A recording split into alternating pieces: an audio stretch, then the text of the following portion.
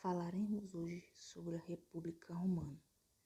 Essa república se expandiu com a conquista de novos territórios, principalmente nos conquistados contra Cartago, nas chamadas Guerras Púnicas, onde os romanos se saem vitoriosos. Como consequências dessa vitória sobre os cartagineses, dá-se uma hegemonia sobre o comércio mediterrâneo, que os cartagineses tinham domínio, mas que com a vitória romana eles conseguem. Os chamados cavaleiros surgem diante desse conflito. Há um pequeno enfraquecimento dos patrícios, porque é uma ascensão de uma nova classe, né? No entanto, nada que difira muito em relação aos seus privilégios e um aumento do número de escravos, né? Porque se há uma dominação de povos, há também o aumento do número de escravos devido a eles terem perdido a guerra, poderem se tornar escravos, ou por dívida de alguma forma, ou por perderem a guerra, né? Como sabemos, o tipo de escravidão clássica que se dava tanto na Grécia quanto em Roma.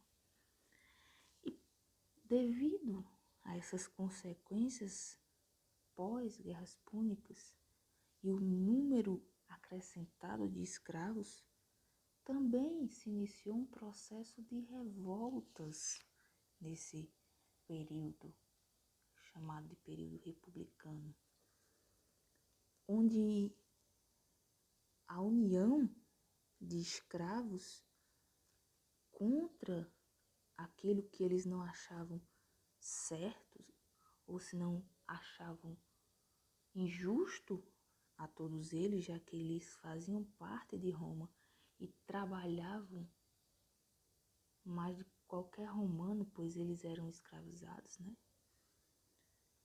Fez com que essas revoltas estourassem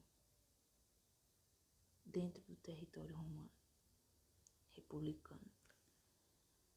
Uma das mais famosas, né, é a Revolta de Espartaco,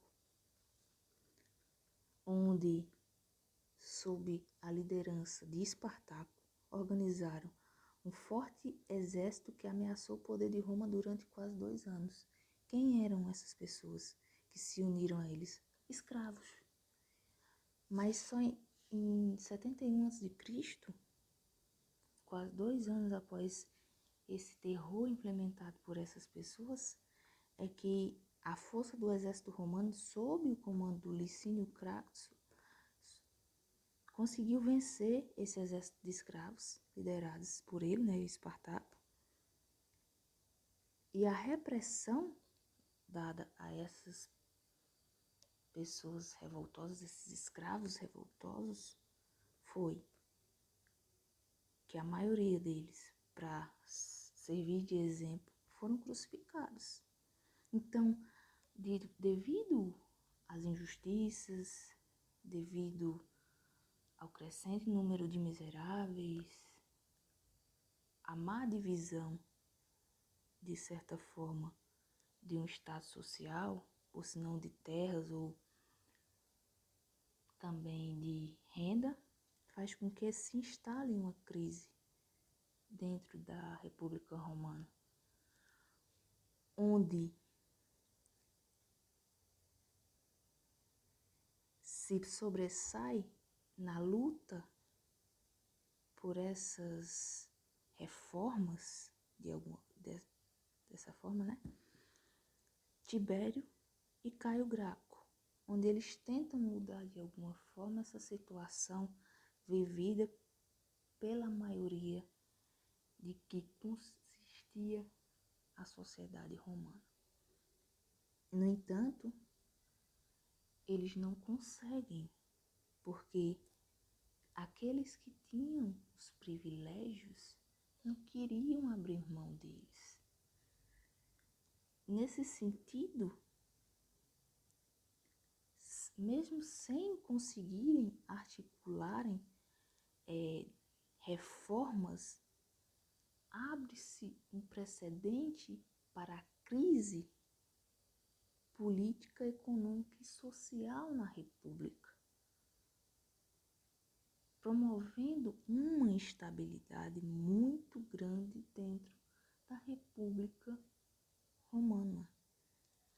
A passagem da República para o Império foi marcado por um clima de desordem pública e tensão social em Roma. Os senadores foram perdendo o controle do poder. Os mais destacados chefes militares ocuparam a liderança da vida política, pois eram magistrados, e com as conquistas territoriais adquiriram prestígio político em Roma. Então, abre um precedente para a ascensão desses militares. E entre esses militares, há um muito influente, o Júlio César, que assume quase todos os poderes existentes em Roma. Foi cônsul, tribuno, sumo sacerdote e membro do primeiro triunvirato e supremo comandante do exército. Esse triunvirato era um governo de 3 pessoas. Sob o seu governo, promoveu-se uma reorganização político-administrativa em Roma. Distribuindo-se terras entre os soldados, impulsionou-se a colonização das províncias romanas, áreas conquistadas, construíram-se estradas, edifícios e reformulou-se o calendário. Tão grande era essas mudanças e também os poderes de César, que a aristocracia republicana temia a completa extinção das instituições da República. Acusado de pretender proclamar-se rei, foi assassinado por Júlio César em 44 a.C. por um grupo de senadores liderados por Bruto e Cássio.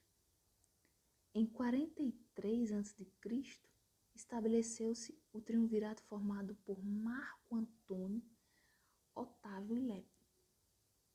Sucedeu-se uma série de lutas políticas e militares entre esses líderes, motivadas, entre outros fatores, pela relação entre Marco Antônio e a rainha egípcia Cleópatra.